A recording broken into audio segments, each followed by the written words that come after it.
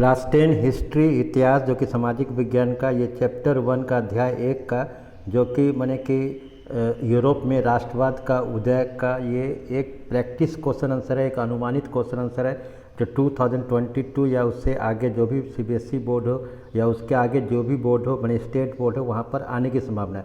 तो पहले एक एक नंबर का देखते हैं कि इसको क्या समझना है, कैसे क्वेश्चन हो सकता है। और आप अगर चैप्टर ठीक से पढ़ेंगे, अगर इसके नोट्स है तो नोट्स भी अपलोड कर दिए हैं, उसका भी लिंक दिया हुआ आपको हिंदी मीडियम में। फिर इंग्लिश मीडियम के जो देखना चाहते हैं तो इंग्लिश मीडियम में भी उसका डिस्क्रिप्शंस में नोट दिया हुआ है। तो इसको अच्छा से मतलब कि समझना है तो आप इसको क्वेश्चन को देखिए, 1 2 3 क्वेश्चन को देखिए और समझने की कोशिश करिए कि आप आंसर क्या दे रहे हैं। अगर आंसर सही होता है तो फिर हम आपको 1 मिनट में आंसर बता रहे हैं, आप इसको पढ़िए पहले। उसके बाद देखिए जैसे रिक्त स्थान भरिए।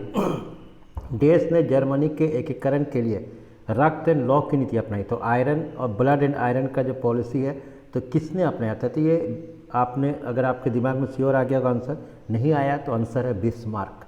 तो ये समझना होगा बिस्मार्क जो जर्मनी का है, ठीक है। इटली का कैबूर है तो इसको समझना होगा। फिर काबूल को जर्मनी का बिस्मार्क माना जाता है, तो सही करके तो काबूल को इटली का, ठीक है। कैबूल को जर्मनी का बिस्मार्क नहीं, जर्मनी तो ऑलरेडी बिस्मार्क था, तो यहाँ पर इटली का इसको, तो इस तरह का करेक्शन क्वेश्चन भी आपको आ सकता है, इसको आपको समझना होगा।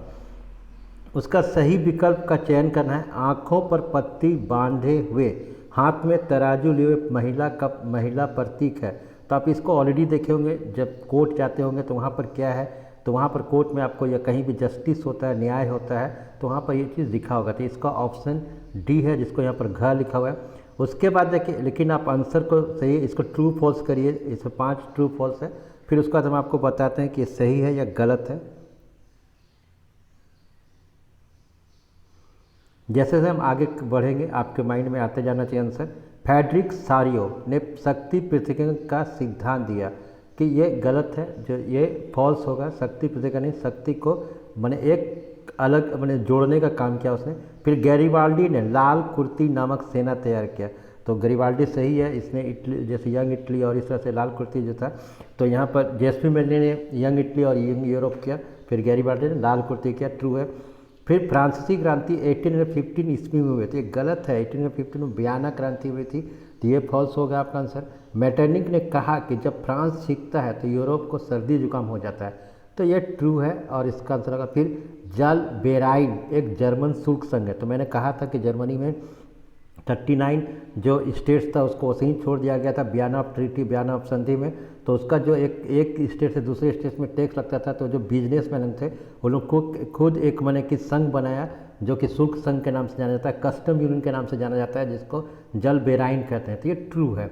अब इसके बाद देखिए, जैसे अब ये क्वेश्चन उठ सकता है, आप इसका भी आंसर कर सकते हैं कि फ्रेडरिक सारियो कौन था।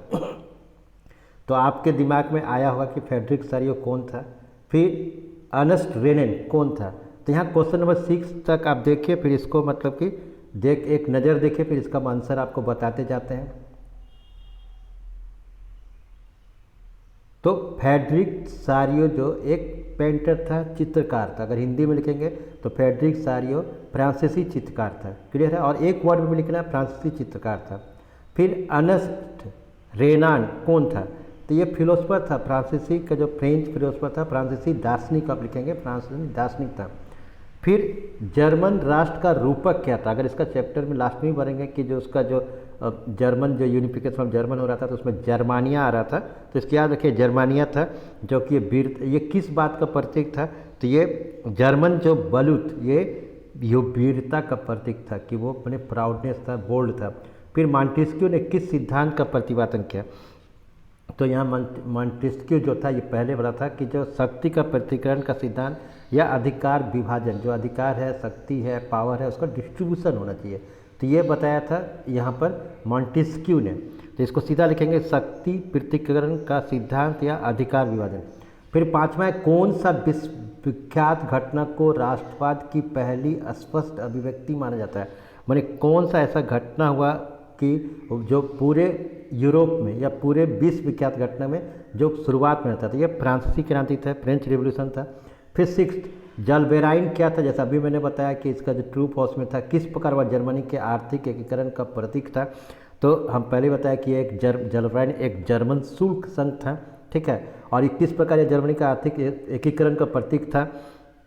तो इसके अधिकांश जर्मन राज्य शामिल थे, जैसे 39 स्टेट बताया, 1834 में स्थापित। ये इसका स्थापना कब हुआ था इस भी हम बताए थे। तो जलब्राइन का स्थापना 1834 में हुआ था, तो 1834 में स्थापित इस संघ ने विभिन्न जर्मन राज्यों के बीच शुल्क अवरोधों को समाप्त कर दिया, जो कस्टम यूनियन था उसको समाप्त कर दिया, और जो मुद्रा जो करेंसी था वो 30 करेंसी था, यानी मुद्राओं की संख्या 30 से 2 कर दिया, और इस प्रकार यह आर्थिक एकीकरण का प्रतीक था। तो यहाँ तक आप देख रहे हो। उसके बाद जाके जो नेक्स्ट आप 7 क्वेश्चन पढ़िए, 7, 8, 9, 10, 11, 12 पढ़िए, उसका फिर हम इसको 2 मिनट में बता रहे हैं कि आप इसको क्या आंसर दे सकते हैं।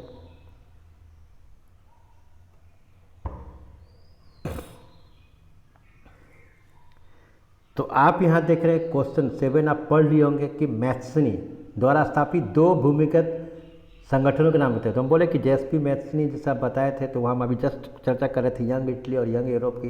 तो 2 संस्था का नाम लिखना, भूमिगत संगठन जो अंडरग्राउंड था वो था यंग इटली और यंग यूरोप। फिर उसके बाद था 19वीं सेंचुरी में ऐसी कौन सी ताकत उभरी जिसने यूरोप को राजनीतिक और भौतिक दुनिया में भारी परिवर्तन किए, कि ऐसा कौन सा था, जैसे कि 19वीं सेंचुरी।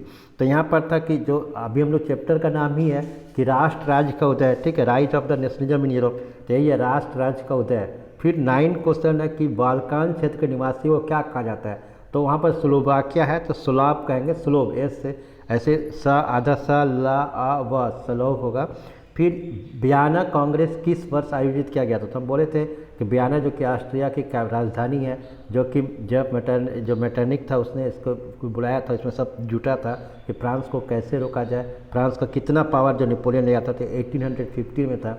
फिर इसका 11 क्वेश्चन है कि वियना, ये 1815 के वियना संधि से किसका संबंध है। तो अभी बोले ड्यूक मैटरनिक, जिसको जॉब बोला गया था गलती से, ड्यूक मैटरनिक था जो कि वहाँ का चांसलर था। फिर 12 क्वेश्चन है नेपोलियन युद्धों के दौरान हुए बदलावों को खत्म करने किस संधि का उद्देश्य था। तो ये हम पहले ही बताया कि वियना जो एग्रीमेंट था, वियना जो कॉन्फ्रेंस था, उसमें था कि नेपोलियन के वार के समय जो भी मतलब कि वो था उसको ख़त्म करना था।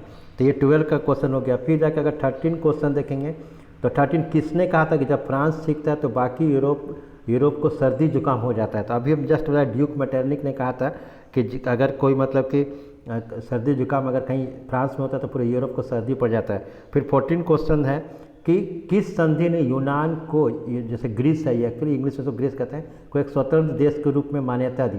तो किस संधि ने, तो यहाँ पर अगर आप 14 का देखेंगे तो इसको याद रखिएगा कॉन्स्टेंटिनोपल, ठीक है, संधि।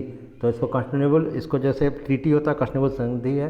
फिर 15 है आयरलैंड को प्रोटेस्टेंट के विरुद्ध आंदोलन का नेतृत्व किसने किया था। आयरलैंड में प्रोटेस्टेंट के विरुद्ध जो इसका आंदोलन किया था बोल्टन, याद रखिएगा बोल्टन। फिर अभी जैसे हम एक क्वेश्चन पूछे कि आंखों पर पट्टी बांधे हुए और हाथ में तराजू लिए हुए महिला किस बात का प्रतीक है, तो ये न्याय का प्रतीक है। तो इसको आपको अभी जस्ट हम बताया कि आपको इसको क्या करना है, न्याय का प्रतीक है, इसको समझना है। अब यहाँ पर देखेंगे कि आप माने कि इसको जैसे यहाँ पर जो लघु उत्तरीय क्वेश्चन है, इसमें हम क्वेश्चन आपको दे रहे हैं, इसका फिर इसको आपको क्या करना है, क्वेश्चन सिर्फ इसको देखिए, फिर अगले वीडियो में इसका क्वेश्चन और आंसर दोनों मतलब कि हम इसको आपको ये कराएंगे कि आंसर, आप इसको आंसर भी दिखा देंगे कि आंसर डायरेक्ट है। सेकंड जो इसका वीडियो है उसमें लिंक डाल देंगे। तो यहाँ पर आप क्वेश्चन लिखिए, 3 शब्दों का जो 3 अंक है उसको 80 शब्द से ज़्यादा नहीं होना चाहिए, not exceed more than 80 words, और 5 नंबर का 120 शब्द से ज़्यादा नहीं होना चाहिए। इसको ध्यान दें कि अपने कॉपी में लिखिए, फिर इसका कल इसका क्वेश्चन के साथ आंसर इसको डालते जाएंगे। तो जहाँ से क्वेश्चन है इसको थोड़ा सा स्लाइड कर रहे हैं, आप क्वेश्चंस को देख के आंसर लिखिए, उतारिए नहीं, वीडियो को डाउनलोड कर लीजिए या किसी भी तरीक़े से स्क्रीनशॉट जो भी हो सकता है आप लीजिए।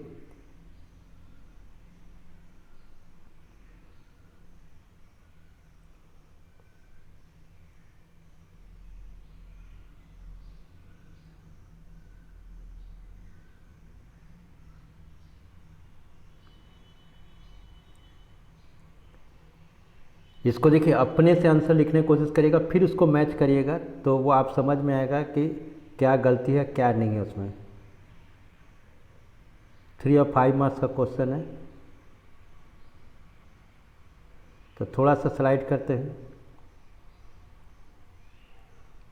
फिर इसको देखिए, 12, 13, 14, 15, 16 क्वेश्चन देखिए।